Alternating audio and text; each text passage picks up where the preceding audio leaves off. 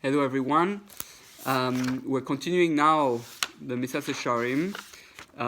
Last time we discussed that Hashem wants 5 things from us, which was from this pasuk, Ve'ata Israel, and now Israel, Ma Hashem Elokecha shomer imach. What does Hashem ask from His people? Kim nira es Hashem Elokecha, only to be in awe of Hashem your God, Alechet b'chol derachav, to walk in all His ways. Also want to love Him, and to serve Him with your whole heart and soul, and to guard His mitzvot and His chukim, His decrees that He commanded you for your good. So that's the 5 things that Hashem wants, and the Ramchal decided to approach those 5 things, to reach those 5 things through 10 steps given by Rabbi Pinchas ben Yair in the Gemara, and so those 10 steps are as we have right after. It starts with Torah, and then it goes to Zehirus, Nekius, Prishus, and it goes on and on. The first step is the Torah. However, when we go to the next chapter, we see that the first thing that he puts is not Torah. It's Chovos Adam El Boro, the duties of the man towards his creator. Now, in the other Mesilas Yesharim, he puts actually only this and doesn't speak about Torah. He doesn't have a chapter of Torah. Here he actually has this chapter of man's duty to his creator, just like the other one, and then he adds a little portion of Torah. So what is clear from here is that unless I'm clear about what am I learning Torah, meaning what's my direction. Torah is like a GPS, but if I don't have the address, I'm never going to reach the right place. So my learning of Torah has to be done in a certain way, a certain directions, and the priority is to know what's my duty, what's my mission in this world, what I'm here to do, what does Hashem wants from me, and therefore we discussed the 5 things, but here it goes more in details about how to reach this goal. Okay, so the first part, that's chapter 2 here, we're continuing, page 23 for those who have the book.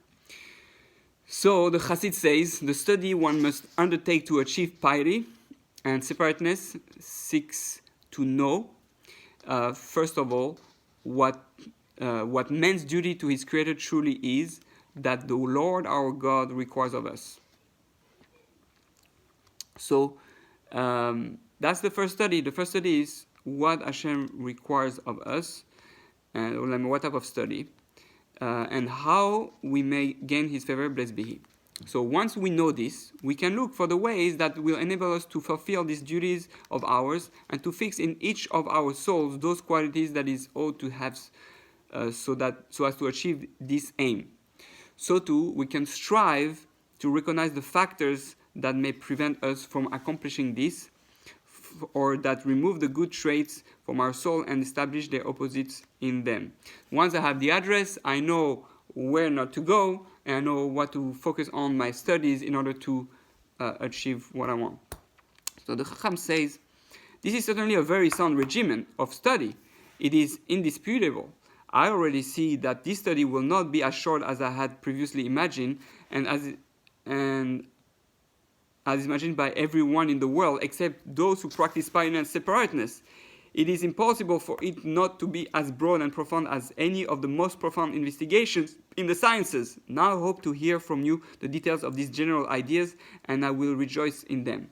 So now the Chacham, who was so focused on his learning outside of working on character traits and loving Hashem, outside of the Gemara and all that. So basically now you realize, actually learning about how to be a good person and how to love Hashem and how to be close to Him and how to work on my character traits, I see really it's going to require a lot of study, and therefore I realize we're making the time now for it. So the Chassid said, the first principle, truly the most fundamental, is man's duty and that which God requires of him, as I have already told you. But when I sought to understand this principle, I saw that people vary widely in their views of it. This resulted from their ignorance and deficient study. So he's saying that the first fundamental, the first principle, the root of everything is it's not clear to everyone. There's a lot of different opinions. What I'm here for? Some people say I'm here to do the mitzvot. Some say I'm here to have pleasure. Some say I'm here to have to become spiritual, so, or to love every human being. They're gonna have different opinions. So because of that lack of clarity, people start studying different things and don't achieve anything. If you don't have a goal, your learning of Torah can be completely misused, or you can waste a lot of your learning because you don't know how to apply it to achieve your goal. So something the Holy One, what I mean by that, Rabbi Itamar Schwartz was saying, there's a structure, even the 613 mitzvot. Which one of the 613 mitzvot are you going to do first? Let's say someone will become religious. So should we start with Shabbat, with Kashrut, with Tefillin? There's a structure. You start Aleph. You have to start Aleph base. And unless one doesn't have the structure clear in his mind, he's gonna not build a real foundation. So even in the learning of Torah, there's some things that you have to learn first, and therefore one has to be clear about what it is. So here he goes. Something the Holy One, blessed be He, created the world for some unspecified purpose that does not concern us. Hashem has His reason. I just do what He tells me to do. It doesn't matter what it is. He created it with so many kinds of goodly creatures and fine pleasures, everything ordered with marvelous wisdom as is manifest. After all that, however, the world will not have been complete had there been no one to enjoy these pleasures, to contemplate and comprehend the beauty and wisdom found in them. For beauty that goes unrecognized is as if it never existed. God therefore created man on this earth to eat its fruit, be satiated with its goodness, and contemplate its great and goodly creations. So that's what some people think. That's why we're here. This beautiful thing, and we just have to enjoy, and that's it. But in order that man understand, he is a servant, not a master, a creature, not creature, and that he also be well ordered in his acts and all his conduct, not like a wild beast, so he doesn't suffer serious harm because of the corruption of his social order and the debasement of his political agreements. God established statutes and ordinances for him, through them he can recognize that he has a creator and master, acknowledge this truth himself in deed and in word, and can also avoid whatever might debase his society and corrupt his communities. So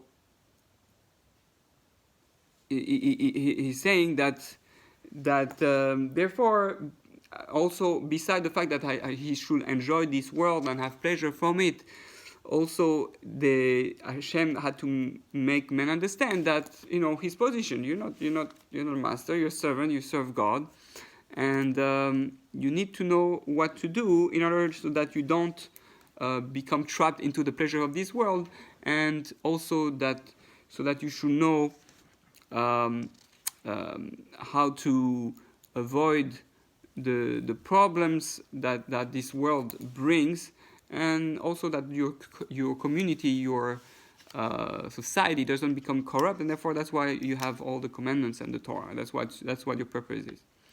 It follows in this view that man's primary purpose is to enjoy and sate himself with the good things of the world, so that its creation is not for naught. So he's saying that you created for the pleasure of this world, and the mitzvahs are only imperative for him because of his nature. And the reason why you have the mitzvahs is for you to learn to enjoy this world the right way and not the wrong way. Just as clothing is necessary due to cold and houses due to rain, so are the mitzvahs necessary to order men's social arrangements and deeds.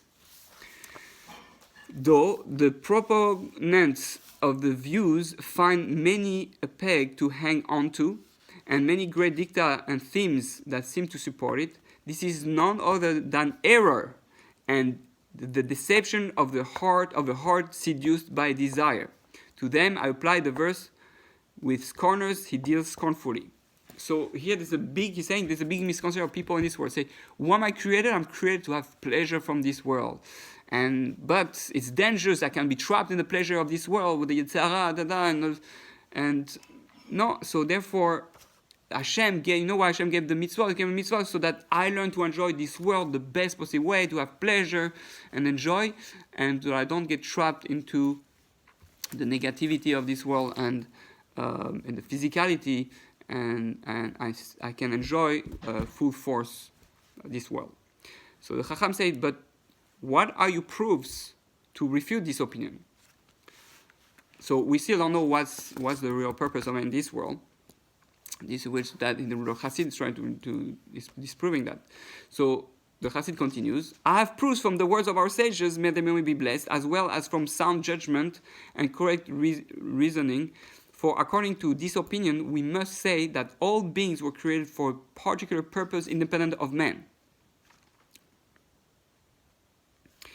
And man was created only in order to derive pleasure from them, so that the goodness in them is recognized and appreciated. So our rabbis, may they be blessed, however, explicitly told us the opposite. For they said in Bereshit Rabbah, regarding the verse, and the Lord said, I will destroy man whom I have created from the face of the earth, both man and beast, and creeping things and the birds of the skies. That's with the flood with Noah. This may be compared to a king who was preparing to give his son in marriage. He built a bridal chamber, painted it, and carved out designs in it. Then the king became angry with his son and killed him. What did he do? He entered the bride chamber and began to break the poles, smash the screens, tear the curtains.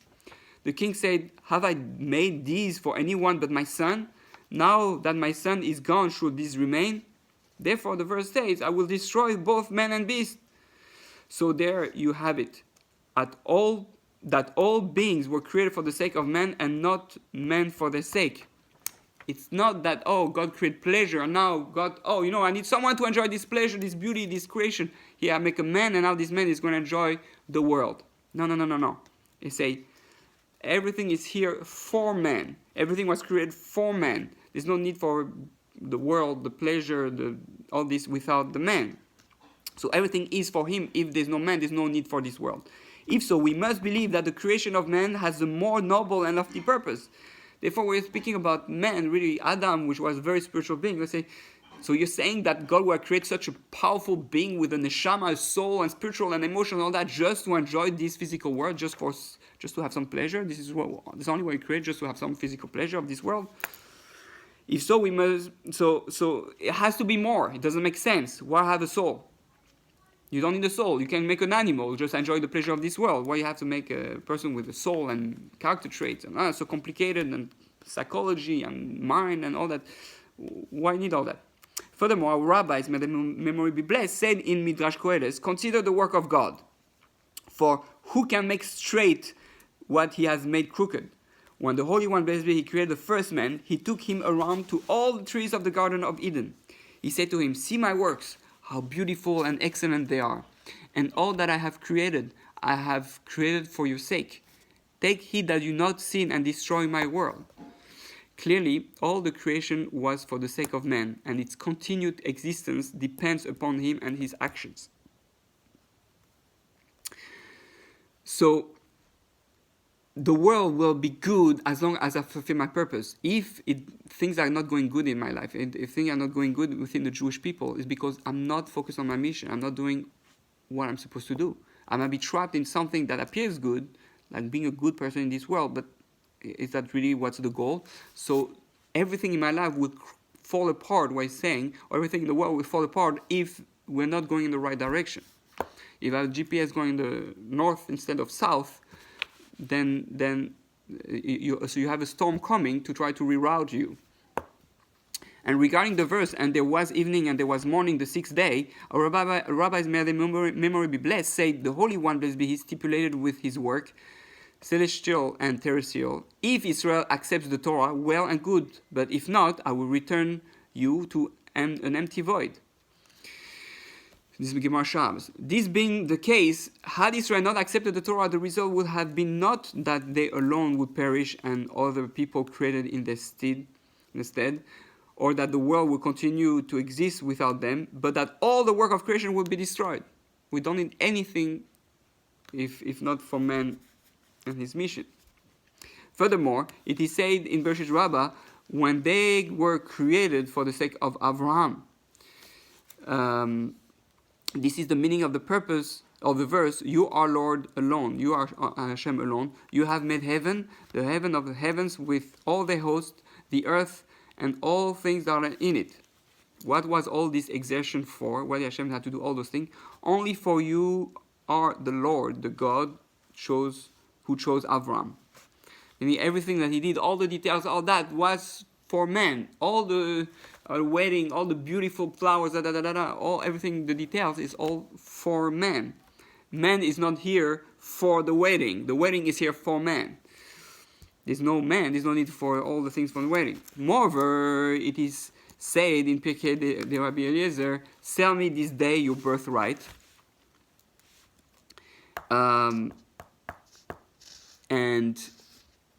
when speaking about Yaakov and speaking to Esav, Yaakov said, sell me your birthright. When Yaakov and Esav were in their mother's womb, Yaakov said to Esav, my brother, 2 worlds awaits us. This world and the world to come. This world has eating, drinking, business dealings, marriage and having children. But the world to come has none of these functions. Would you like to take this world while I take the world to come? At that time, Esav took this world as his portion, and Yaakov took the world to come as his. This is in Yalkut Shmoni. This ends the portion that is relevant to our discussion. As descendants of Yaakov, then we were certainly not created for the sake of this world, for it is not our portion. Rather, we were undoubtedly created for some other purpose, one that remains unexplained according to that opinion. So we see that even as Yaakov, okay, you have the world and the non-Jews and the Jews, but Yaakov represents the Jewish people. We were focused on, we bought the world to come. We were in charge. We're interested in being created for the world to come. And Esav was choosing, no, I want to be here for this world. My mission is this world. The non-Jew is the world to come. The Jew, the world to come. Thus far, I have brought you proofs from the words of the sages. May the memory be blessed. We turn now to judgment and reason, and you will see that it is by no means possible to accept that opinion.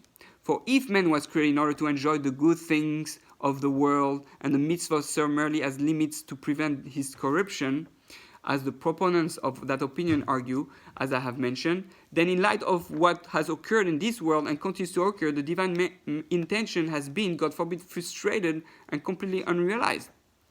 For 70 is the sum of a man's years. 80 is if he is strong, and at the best they are but toil and sorrow, with all sorts of distress and sickness, pain and troubles, and after all, death? Where then is the pleasure that man derives from the world? Or is this purpose fulfilled in the 1 out of 1,000 who manages to derive a bit of pleasure from it? And even if he reaches the age of 100, is as one who has already passed away and departed the world? Can the divine maker have possibly done something for one end, only to realize its diametric opposite? If you have anything to say, answer me. Meaning, like, come on, to say that we're created for this world and only to enjoy this world, it's ridiculous. Because how many of you really enjoy this world like fully with all the pleasures? First of all, to reach that, even there's so much work and so much pain and so much effort and so much sickness and all that. So he's saying like all that suffering is worth it to achieve a little bit of pleasure of this world. And when do you reach that? We live so short. If Hashem God really wants us to create just for this world, to have pleasure in this world, then He will have made that there's no sickness. He will have made that everything is good, that you just enjoy the world and have pleasure all day long, and you just have a few commandments in order to avoid the non-pleasure moment or the things that prevents you from having pleasure. So the Chacham say, look, there is no escaping this difficulty. For your explanation, notwithstanding, the Holy One, blessed be He, created the primeval Adam to attain to enjoyment of the true good. Yet he acted corruptly, and the opposite occurred. Similarly, the Holy One, blessed be He, redeemed Israel and brought them into the land of Israel to attain to the good. Yet the opposite transpired. So it's clear that the good that we're talking about, that God said, Letov lach, that the 5 things Hashem says is for your good, it's not speaking that your good is speaking about this world. What the Ramcha is saying is like, you have to look deeper if you really want to be happy, right? We're all looking for pleasure. We are a pleasure machine, looking for pleasure. But if you really think that you need a soul, and you need all those emotion, we can say emotion, but you need this soul and the greatness of man, such a great man, just to enjoy a little bit of eating, a little bit of intimacy, a little bit of vacation, fun, sport. That's really what all man is about. Doesn't make any sense. Plus, there's so much suffering in the world. This whole suffering is worth it for a little bit of pleasure we have a little bit every day. And most of us don't actually reach that pleasure. It doesn't make sense. It can be. Therefore, there has to be something deeper and higher level. So,